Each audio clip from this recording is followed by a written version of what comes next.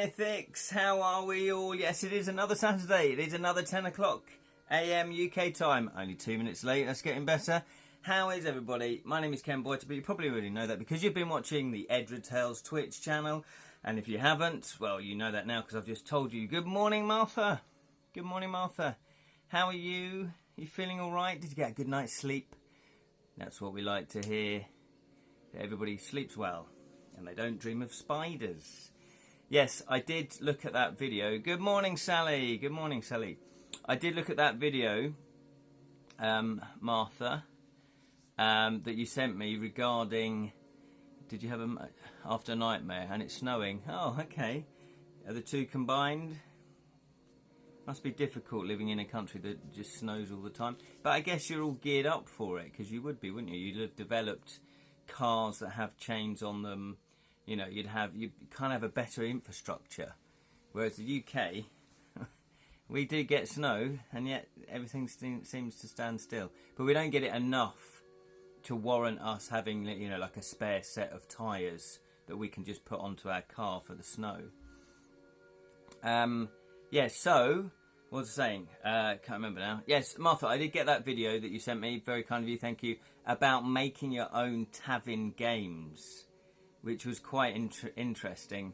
I always find with those that they are cool, don't get me wrong, they are very, very cool. However, they're normally, you know, normally people go, yeah, you can make your own board games, it's brilliant. Yeah, what you do is, you get a bit of wood, or you get a bone, in this case he was making bone dice that look really cool. And then he's got all the banshee swords, he's got vices, he's got, you know, he's got all the tools. And that's the difference. I haven't got a banshee saw. So if I'm going to hacksaw, I'm never going to get it perfect, never going to get it straight. So I do find them a little bit frustrating in that way. But he did make some very cool stuff, so thank you for sending me that. Good morning, Sally. How are you? Good morning, Lirin, or good sunset, everybody, once again. Yes. How is everybody? It's another week. Where's the time go? It just disappears, doesn't it? And it is quite sunny in the UK. Well, it is where I am. So I feel a bit overdressed.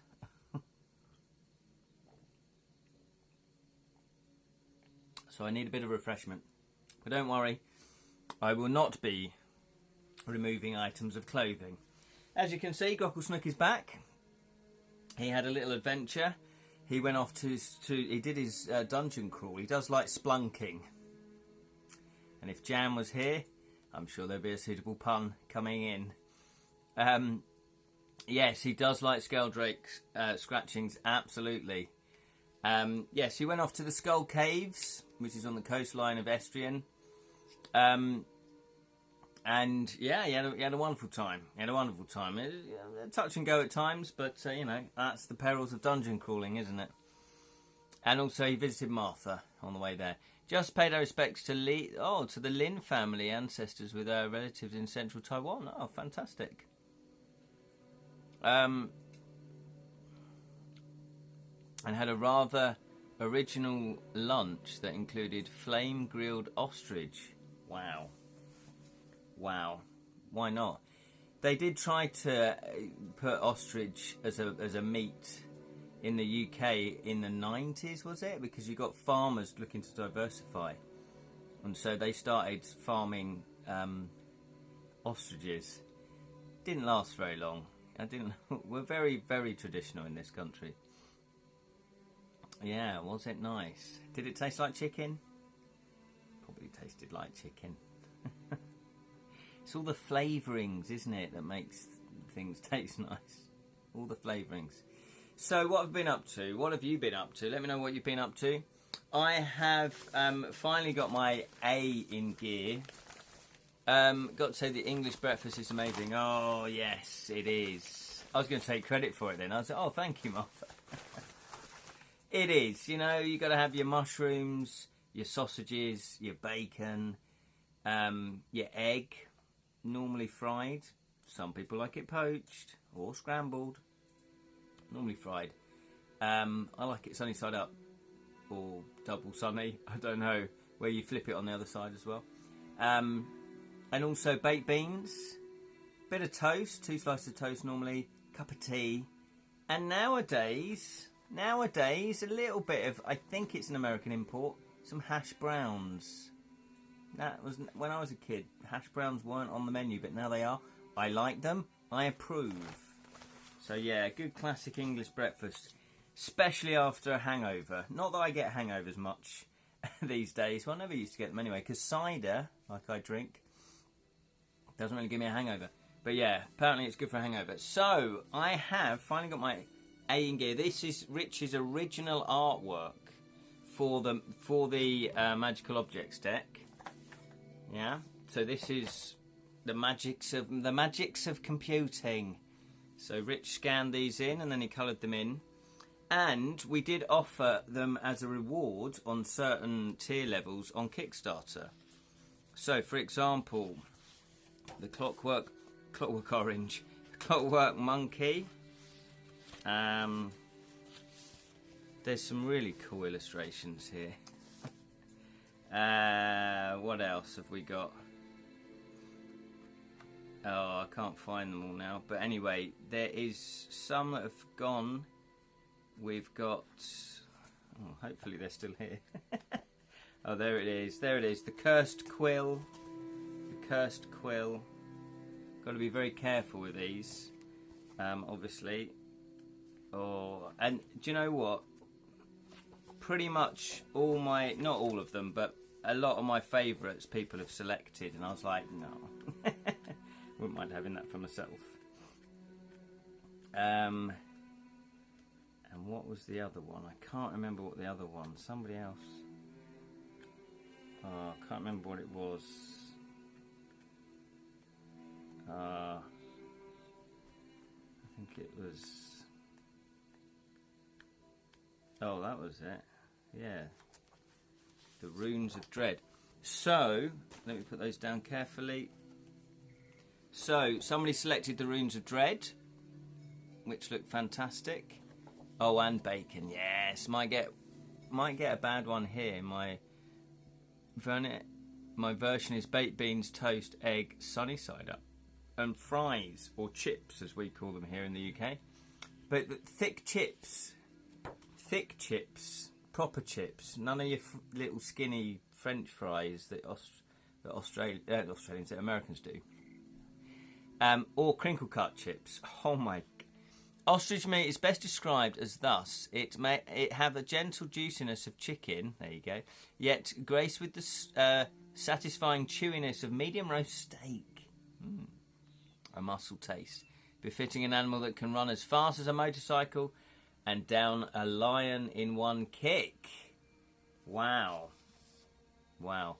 And also terrorise a whole generation of children on television with a man called Rod Hull. That's for the UK viewers here. We've also got someone else selected the... Oh, no, not this one. No, it's the Grimoire one, which I really, really like. Where is it? There it is. Yeah, look at that. I love that. Forbidden Grimoire. And also, Cursed Quill. The Cursed Quill. Look at that. Lovely illustrations. And the Clockwork Monkey. The Clockwork Monkey is going to a good home. They're all going to good homes, actually, obviously, because all the backers are lovely, lovely people. So, but we do have some more left. So what I was thinking, I was going to say to Rich, should we do another auction? What do you think? Should we do another auction? Because it's a shame, because these are just sitting in a padded envelope. You know, I'd much rather they were out and put on people's walls than just sitting in a padded envelope. And we still have a few, not many, but we've still got a few of the mythical creatures. Yeah, not loads. Oh, we've got a few. I don't know how many we've got of those, but we've got a few. So we could do another auction, which we did originally, to help raise money for the first deck. So, please wait until I get money, please. Yeah, we'd love one or two of them. Yes, I know. That's the thing, isn't it? There's so much good stuff out there that, you know, you can't have it all. It's really difficult. Yes, okay, well, it might take a while for me to sort it all out anyway. But there we go. A touch... Oh, hang on. Was it a touch tired after a long train ride back home from Topal? Remedying it with nice coffee and possibly a light snack later. Very good, very good. It's always good. Train rides are good if you are tired, obviously, because you can put your head down and have a little snooze. Can do that. Depending on the train, though. You're not quite sure who's around. So, what I've been up to, I have been mainly doing two things. One is getting pitch sheets ready or sell sheets ready for the UK Games speed dating, where designers meet publishers. And if you are picked, so you apply now, and if you are picked, then you can meet up with, I don't know how many publishers, but you do like a 2-hour speed dating thing. So you've got 5 minutes to pitch it, I think, to everyone. And then obviously you may get a deal out of it, or they might, take it further and say, oh, okay, are you around, the next day? Because UK Games goes for 3 days. So we can demo the game, and then they might sign it. So it's an interesting concept. I've not been to one. Kedrick, who I co-design, games with, he's been to it before. He got 1 game published, I believe, possibly 2. 1 game published last time, which was fantastic. And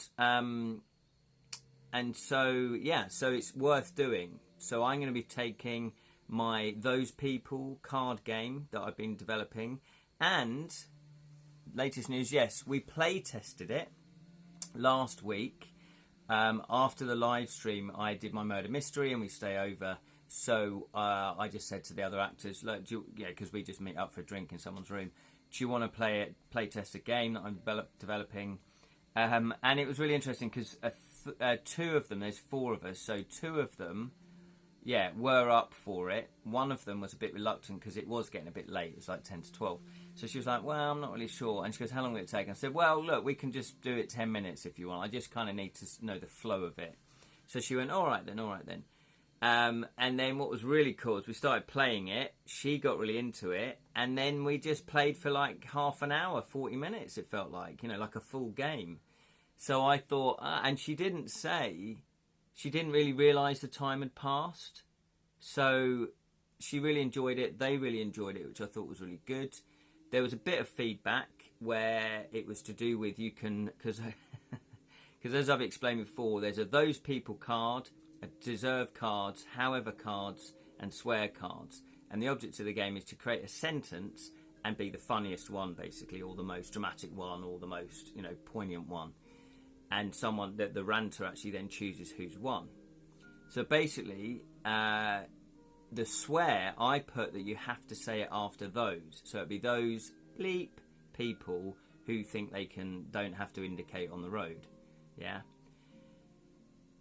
So they said, well, actually, we wanted freedom to put the swear anywhere, which is how I had it originally, but then it changed. And then I went, oh, okay then. So that is what I'm going to do. I've changed it back now to you can put the swear anywhere. So you could put beep those people who blah, blah, blah, or you could put those people beep who, or you could just put it anywhere as it suggests. I don't have to give you examples of what anywhere is. So, oh yes, Martha's having a mini cheese wheel. Mini cheese wheel. We all like a mini cheese wheel. Before I forget, June 2 is worthy Kurtzone parts. Continuation of part 1, an epic best seen on the biggest screen to own while you can, but anyone who still thinks Paul is a hero at the horrifying end chapter needs emergency hug quick smart, because it simply cannot be healthy for a soul to be that cynical. Oh, interesting. Oh, a nice bit of honey teed. That is very interesting. So, sounds good. I never really got into Dune. I must watch it, although I missed part 1, so I'm going to have to see it on the small screen. Maybe I should watch that and then go to the big screen. I'm not sure. I've got out of the habit of going to the cinema, and I think a lot of people did do that, and they're only slowly starting to get back into going to the cinema. Especially because of the prices now. It's ridiculous. So what I was going to say is, so those people I've tweaked again. I've got another murder mystery this weekend, so I'm going to take the game with me. If we play it, brilliant. If they don't want to play it, that's not a problem, because I kind of know now that the format works. So that was my main thing. Good morning, Jonathan. Sir, you can walk in whenever you like. A Jonathan is never late, just like a wizard. Yeah, so going to be applying for the speed dating. Those people, Guildlands and what's the other one? Titanic. So those 3 games we're going to put into the speed dating for the UK games. Hopefully they'll get picked, and then we can pitch them to, you know, Kedrick and I will pitch the 2 ones that we've designed, and I'll pitch my one. Well, I had a glass. I have glasses and a beard, just like a wizard. Do you now? Have you got a beard? Have you really got a beard? Or is he just mucking about? Jonathan is a wizard. He's a wizard of words. And never late. A wizard is never late. Sir Ian, Sir Ian, Sir Ian, Sir Ian. Gandalf, thou shalt not pass. Sir Ian, Sir Ian, Sir Ian, Sir Ian. So you can actually say beep. A session can sound like a literal Jerry Springer episode. Yes, in the game I've actually written out 100 swear words. I've had a beard since 2016. I don't remember having a beard. What is going on? I've obviously not seen you recently enough to remind me. You've never had a beard. What are you talking about? I never associate you with a beard.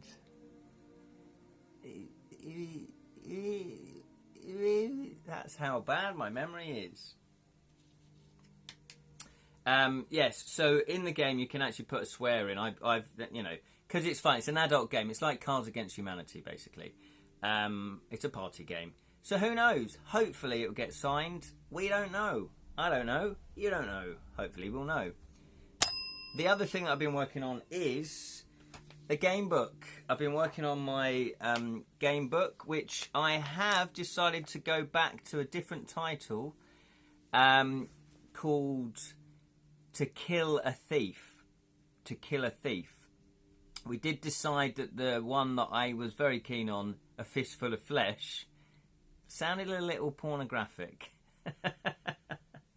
Which I get where, I mean, the logical progression of how we got to that title is good, but then if you're coming to it new, or nude, then it does feel like, oh yeah, that could be mistaken for something else, which is a shame. So it's going to be called To Kill a Thief. Hopefully people like that name. I think it's quite cool, it's quite catchy. It's sort of riffing off of To Kill a Mockingbird a little bit, but I've never seen that or read the book, or read the play. Is it a book? It's a book and then a film, isn't it? So I don't quite know what it's about, so maybe I ought to read it and maybe put subtle references in. So I've been working on that, and it's amazing. It's amazing. It's so satisfying when you make progress on a project. It really is. So let's have a look. I have been doing... I couldn't get just that out. It came with that. There we go. I have been doing the flowchart. The flowchart. So, the flowchart. I've flowed charted. For all the people who love English, I've flowcharted 3 pages, which is, well, 3 and a little bit on the other page, but I didn't print that out. It's 100 entries I've actually managed to create. So that's good. So it's 3 pages.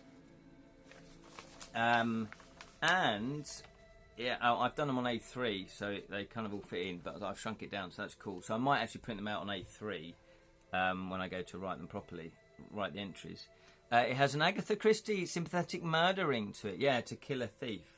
Yeah, that's true actually, Lewin. Yeah, I hadn't thought of that. Good. It feels like it feels like you've heard it before, which you kind of have. So it's familiar, and people like things that are familiar, but they want a little bit of change. And that's how genre stuff works, isn't it? You want something that you've read before, like, you know, Agatha Christie, I like a cosy murder. I'm going to read another cosy murder mystery, but I want it to be slightly different, but not too different, because then it's not what I want it to be. So it's a balancing act, really, for the author. So yeah, I've written out 3 sheets. What is Grocklesnook doing? He is just chilling. He's just chilling out. He's relaxing. He's relaxing. Hopefully he's not spotted a spider on the ceiling. I mean, this dungeon, seriously, it gets really dirty. And so we have rats running around all the time. He does like a bit of rat, though. Yeah, he's just relaxing. He's just like chilling back. So as you can see, it gets a bit crazy. It does get a bit crazy. And actually, this is quite a bit of work of art in itself. It's very satisfying. It's very satisfying to do. So thank you, Jonathan, once again, for sort of encouraging me to do this method. And yeah, because you can work out the pace of the novel, because that is always a tricky thing. When I started doing my previous one, I didn't do a flowchart. I wrote the entries out and then where they led to, so I could keep track of them. So it wasn't such a bad thing. However, because I didn't set myself right, this is going to be 400 entries or 500 entries. I didn't put a limit on it. It started to get very, very sprawly. And I don't know about the pacing because you can't see an overview of it. Whereas this, you can say, okay, I need, I want the first 100 entries to basically be where they're discovering more of the plot, they're discovering certain, or discovering mysteries, they're equipping themselves, they're, trying to get equipment, they're powering up a little bit. You want to give them a few fights, so they get more experience points in this case. And then also you kind of know, right, but I need to keep the plot moving. So you can pace it quite well. And then I could sort of go, right, so the first 100 is going to be like, I guess, Act 1 or Act half. Because if you think of a novel or a play, normally novels, plays, there's a classic 3-act structure. And the way that it's sort of weighted is that a third of it is the introduction or the start. 2/3 is the meat of it, the middle. And the third of it is actually the conclusion, the wrapping it up. The climax, sorting it all out, resolving all the plot strands that you had. And so you could sort of go, well, look, if I've got 500 entries, and this is where my maths comes in, got 100 and 100, that's 200. So 300 is going to be the meat of it. That's probably how I'll do it. I think you mean quarters. Do I? Well, you're more of an experienced writer than me. Well, there are different act structures, though, isn't there? Because obviously some plays there's 2-act structures, but there's a 3-act structure as well. I mean I've read How to Write books. That would seem to be the main one. But yeah, I could divide it up into quarters, I guess. But yeah, I've always kind of stuck to the 3-act one. You had a third introduction, 2/3 in the meat, and a third tying up the loose ends. Oh, 2/3. Yes.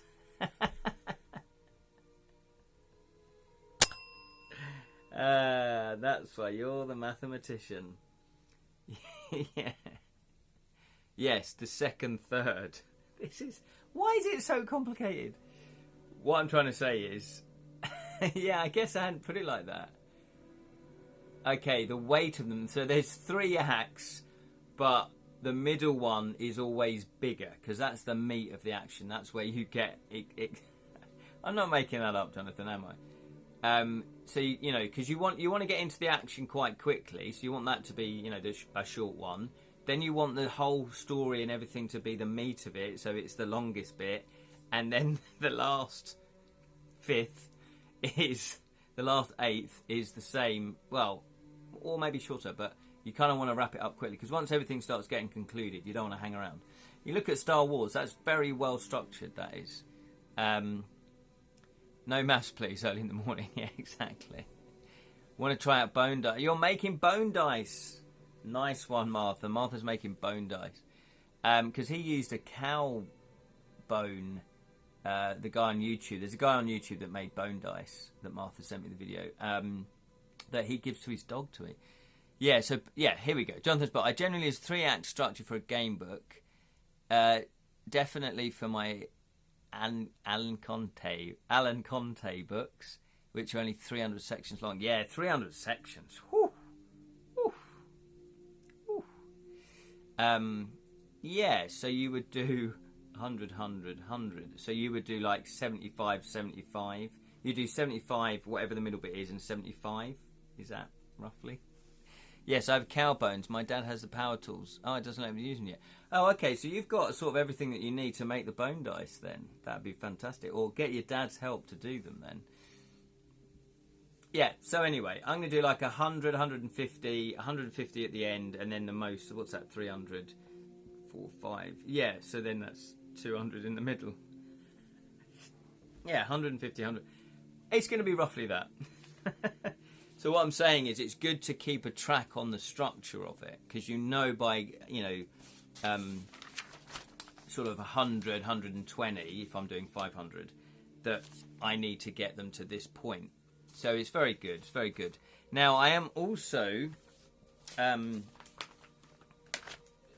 because this actual, I'm using a lot of the story, not a lot, but I wrote a sample for my talisman idea for a game book. But I've got nowhere with that. They didn't get back to me. I mean, obviously, who am I? I'm nobody.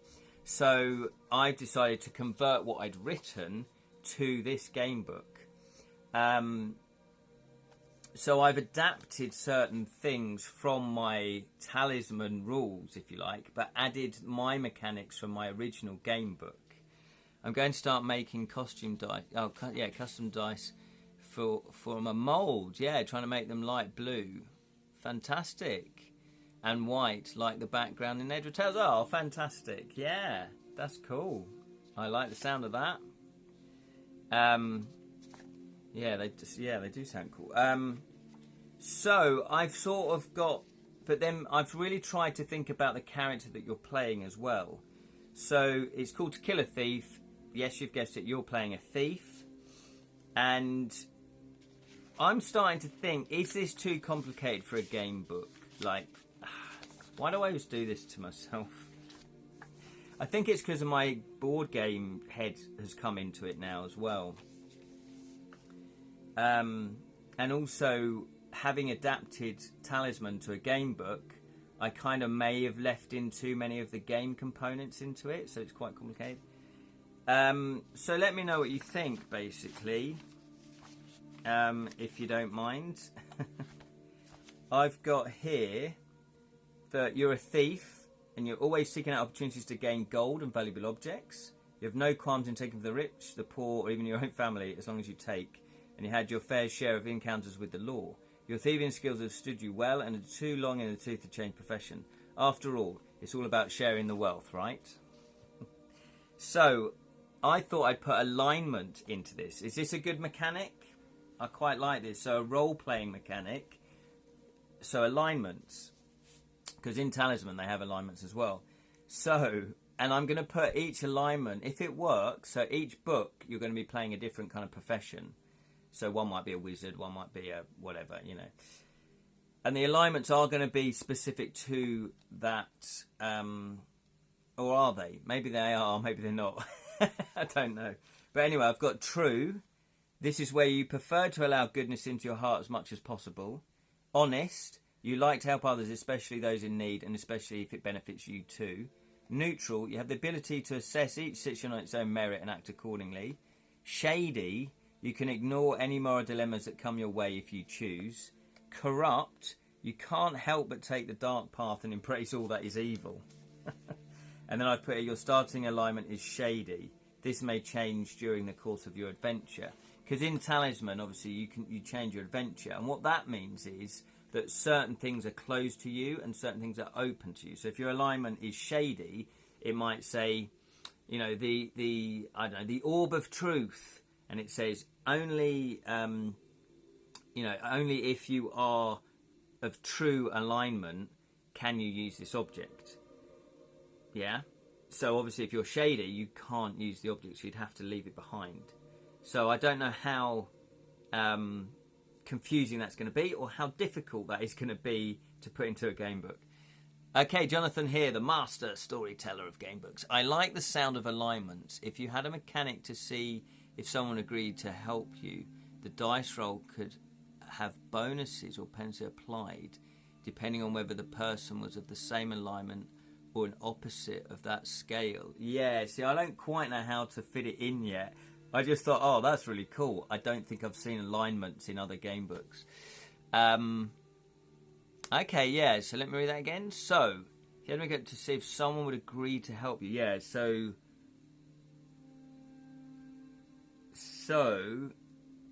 yeah. So, the dice roll could be bonus. Yeah, so exact. So if you're, so if you're shady, you have to then roll to see if they'll help you because they're true, for example. They don't deal with shady people. The video game Fable effectively the same alignments. Oh, does it? I've not played Fable, honest. No, I haven't played Fable. Well, I just thought what would be befitting of a thief?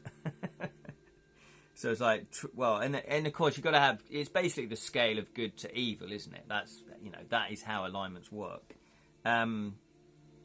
So, in old D&D, picking chaotic was basically a get out of jail for free card, yeah, to act like a mean and selfish George R. R. Martin character. With it, I'm properly role-playing my character. Second D&D edition, Player's Handbook even warned DMs about laying the LE and yeah, chaotic evil alignments. Oh, okay, yeah. And also the other thing is that, as I've found with game books, you want them to succeed. Obviously, you want the player to succeed. So you can't have it. Am I correct in thinking of this? You can't have it where, so say for example, you're shady. No, you're shady. And that character that you want that information is good or is true. And you need to roll a certain dice for them to help you because you're shady, certain dice number. And if you fail, that information doesn't get to you. That can't be information that they can't get anywhere else. It can't be closed down because then you've failed the whole game book. I think I've answered my own question. Yeah. So it's a challenge, but it's surmountable. That information could be given somewhere else as well. I have to think like that. Is that how it kind of works? I think it is. Feeling called out here. I've always played chaotic character, chaotic neutral, chaotic good. But the thing is, Martha, those are the rules. If they're in the rules, and D&D is very loose and flexible, isn't it? And so is hopefully your DM is as well. And it's always the spirit of the game.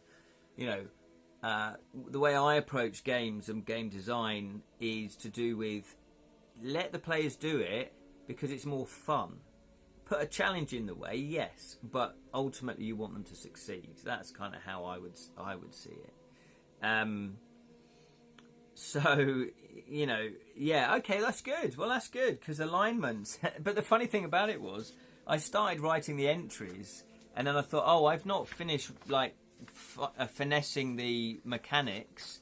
Let me, because anything highlighted is something I need to correct or change. And I noticed the alignments, and I hadn't writ what the descriptions were. I just put true, honest, neutral, shading, corrupt. And I went, I totally forgot about alignment that I've put this in. So I need to put that into the entries as well. Yeah. Those days, rather than here we go. These days, rather than finding items that you have to collect in order to succeed, I prefer to have items that make a combat easier. But in theory, you could triumph without them.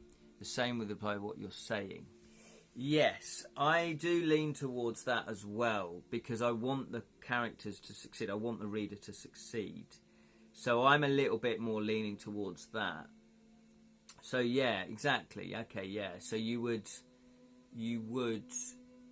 yeah. So it might, so here's an example. It might be that you talk to an honest character. You're shady, but it says roll.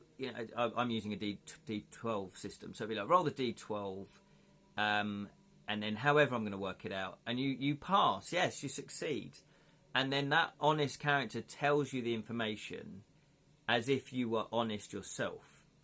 Yeah, so there's no messing about. You get the full bit of information, and that information could be, for example, oh, you're trying to get to the tavern.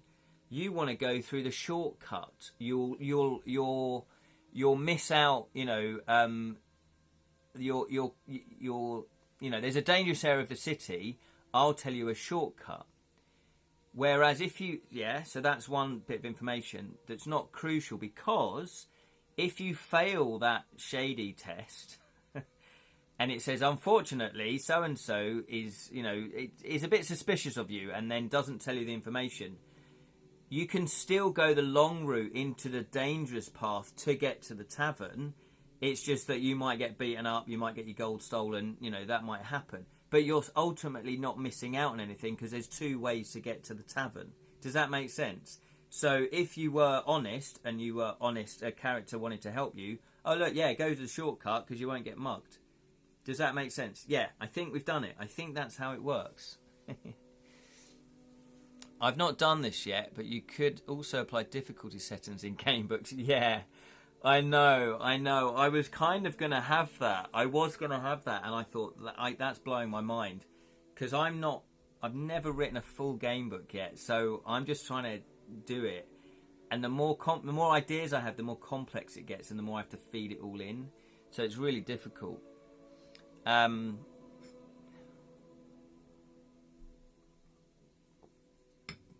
Yeah, because I kind of wanted that as well, and I also tried to put it into my murder mystery game board that I'm designing, but again, that's just too complicated. Okay, cool. So thank you for your help there on that one, everybody. So alignments are good. And then the other thing that I put in that I'd forgotten I added was another core attribute. So at the moment, originally I had vigor, mettle, fettle, fate, and experience. Vigor being the strength and fighting skill, mettle being your ability to cope well in difficulties, your spirit and resilience. Fettle is your physical health. If you get to 0, you're dead. Fate is fickle, and you can spend a fate point to re-roll a die, just to get, but you have to accept the second answer, the second result. And experience, you power up, so you gain attribute points, and you get that by winning combats. But I'd forgotten I put allure. This is your ability to cast magic incarnations found on incarnation scrolls. Oh, mama! I'd forgotten I put incarnation scrolls in as well. Because I thought, I'm not having a full-on magic system. He's a thief. Or she's a thief. Not going to have a full-on magic system. So, but I did want a little bit of magic in there. And I thought, you could find scrolls. Hello, Skyrim. You could find little scrolls. So I've called them incantation scrolls. And then I thought, how do you cast them? Right, you've got an allure. And then I thought, well, how does that affect each entry? Because then you'd have to write what the effect of the spell is. And then I thought, like you, Jonathan, it helps you achieve certain things. So they don't actually need any more entries written to it. It could just say, this temporarily increases your vigor by 3 points in combat. This incarnation scroll increases your mettle when you're doing a metal challenge. This, increases that. It could be that this allows you to trick a shopkeeper into giving you an object. That kind of thing. That's a good idea. Oh, lovely. So hang on. My Pathfinder. Oh, hang on. We've got a lot of comments there. Apologies, Martha. I was referring to the 1974 D&D first edition. Thank goodness. Oh, okay. Yeah, so that was an old school rule. Pathfinder Celtic good. Fantastic. Hopefully not depressing tangent. Can Liam Neeson's character in Taken and the Pusher still qualify as chaotic good? Yeah. They save innocent from kidnappers and worse yet. Well, that is the classic. He's sort of an anti-hero in a way, because his heart's in the right place. He's trying to rescue his daughter, as far as I know. I've not seen the film. But he's kind of gone on a vigilante way. So if he's hurting people, yeah, that's a big moral dilemma. How far do you go, and what is acceptable in order to rescue your daughter or your son or your wife, your husband, whatever it is? That is a very good moral question. Grockle spooks moved away. He's so relaxed. Wake up, my friend. He's so relaxed. He fell asleep there. Thank you for that. It might be a spider. I bloody well hope no. Hope not. Yeah, it's a good, exactly. It's a good ethical question. Yeah, and Sally's put it much more succinctly than I could ever could. Does the end justify the means? That's a good idea. Okay, so you like the idea of incantation scrolls, yeah, because, and also allure. I wanted a different, rather than magic, I wanted a different name for it, and I thought, oh, allure. That sounds quite alluring. So yeah, so you get incantation scrolls. That yeah, it might just say, if you but again, you'll have to remember it. It's like, oh, I've got an incantation scroll that gives me +2 in combat. It's one-off, and they're one-off shots. Once you do them, that's it. They're gone. You know, they like crumble in your hands. That's how the magic works. So I'm happy with that. Good. And also, so I've got the starting core attribute values where you roll a d12 to find out what they are. Then I've also got, what I want to do is specific attributes for the character that you're playing in each game book. So this one I've got thieves attributes, and they are lockpicking, pickpocketing, stealth, and dexterity. So that's pretty straightforward. But this one I thought, why don't you do it in a different way? Rather than rolling, you distribute points from your starting thieves attribute values. You've got 26 points to spend how you want over your 4 thieves attributes. No score can be 0, and it must not exceed 9. So there's that. And then you can add to that as the game carries on. You can take flight. You can flee an encounter, but you'll take punishment. Oh yeah, victory points in combat, experience points in combat. Like Talisman, once you gather enough experience points, you can cash that in to level up. So that's good. I want to loot the body every time. So when instructed, you can loot the body. You roll 1d12, and I've got a list of what you get. Oh, no. How many gold coglets you find on the body. Add this number to your adventure sheet. So again, it's all stuff that you don't actually have to write new entries for. Oh, I see. You're distributing the points is similar to the Ace Gamebooks. Yeah, I mean spending the pool of points. Yeah. Well, I suddenly thought, is it a bit samey if you then roll more dice? And I thought, no. It's not original, but hey, what is? Yeah, no, that's brilliant. Okay, so that's cool. I like that. Yeah, so we got 2 different systems in one game book. That's original, surely. Yeah, I'm going to slim down the objects. Okay, here's a question. Should I have unlimited objects that you can just carry as much as you like? Or, like Talisman, there's a maximum of, 4 objects, but I put a maximum of 8 objects. Because realistically, could you carry everything? I don't know. Unless I give the thief a bag of holding or bag of abundance.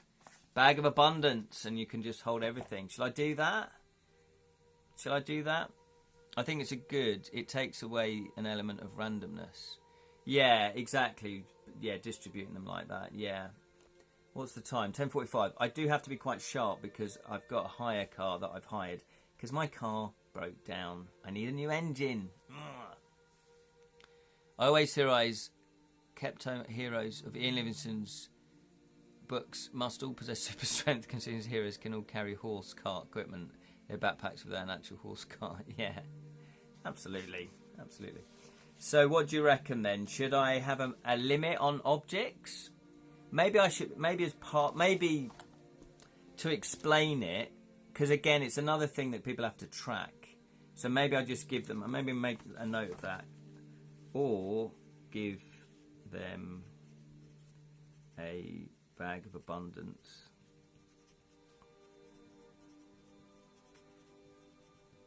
Yeah, maybe. Let me know what you think.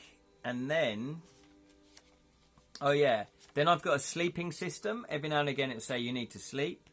And when that happens, you roll a d12. You have some good things happen to you, have some bad things happen to you. There are events that will also happen. So an entry might just say, out of nowhere, an event happens. And then you roll a d12 again. Or no, 2 d12s. And then you look at the list of events that happen to you. Some good, some neutral, some bad. So is that too complicated for a game book? Or is that okay? I don't know if it's too complicated just as a game book. Actually, reading it out loud, it probably feels okay.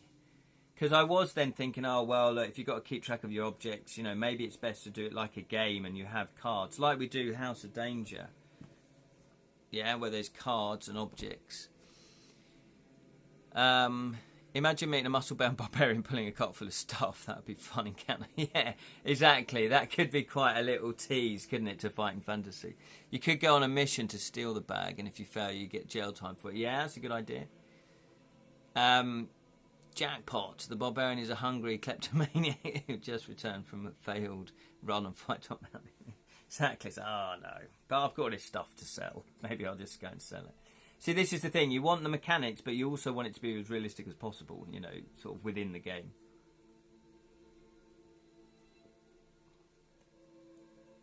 Yeah, I might do it where you get a bag of abundance just at the beginning.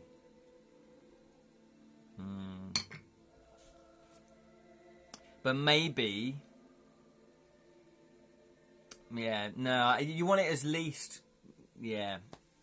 Yeah, it's an interesting thing, because I want this to be fun. I want people to enjoy it, but I don't want them to get too bogged down with the rules. And I think at the moment, reading that out, it should be okay. Should be okay. You guys are amazing. You guys are amazing. Thank you for your help.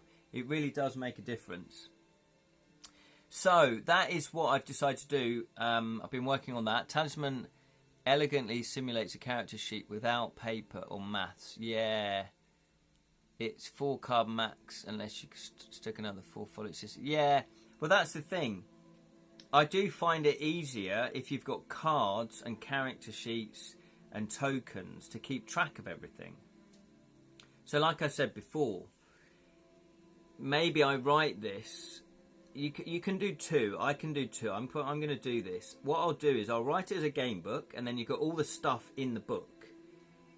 And then I might pitch it to companies as a game, as an actual game, like House of Danger, where you have, you know, kind of like Talisman, you know, you have a character sheet, you've got tokens, you've got gold, you've got this, you've got that.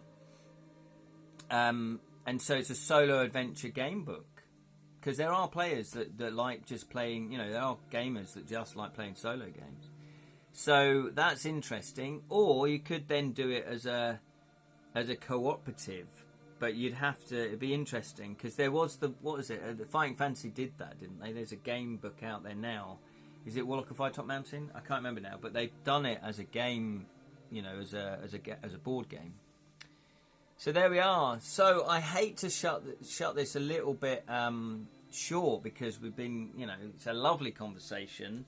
But yeah, so I feel like progress is being made, which is the main thing. There's nothing like feeling like all your projects are stalling. So I do feel like things are moving on, which is nice. My aim is to write about 20 entries before May, because what I want to do is put a little booklet together, like give a free sample away at the Hearts Book Festival, which I've got in May. So it'd be really cool if I could write the 20 entries and then just have that as a little sample to say, coming to Kickstarter in, you know, October. We'll see.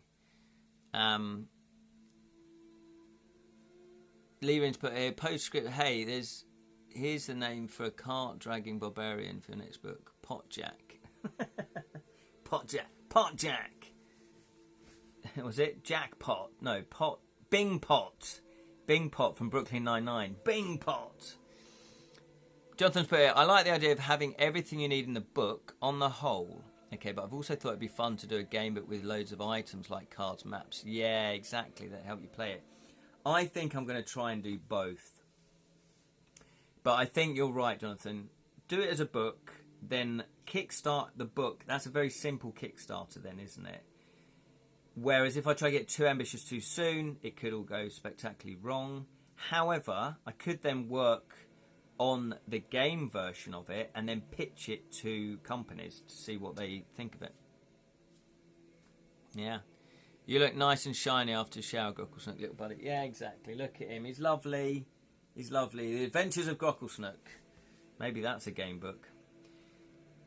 Anyway, I've got to go because I've got to meet someone. I've got to meet a man about a car. So you guys have been fantastic once again. It's really, really cool. I nearly said I love you. That's a bit weird. It's a bit weird. Was that you, Goggles? Not putting thoughts into my mind. It's been fantastic. You guys do keep me sane because I am totally aware that I've overstretched myself and that can get me down a little bit. So it's temporary though. So thank you for your support on that. You know who you are. And also... yeah, let's quickly do a Druid Wisdom card. Yeah. So May is my deadline to write 20 entries. That's probably enough. 20, 30 entries. And also maybe do one or two illustrations, because I'm going to be illustrating the game book myself. Here we go then. What one have we got? Oh, I think we've done that one before. I'm not sure we've done this one before. Lovely stone. I don't know which way around it goes. That way. It's probably that way. Look at that. It's a standing stone. Pagan wisdom. Remember the lesson of nature. Not everything needs to be rushed. How cool is that? A gift comes in waiting for a loving, tender touch. Cheeky.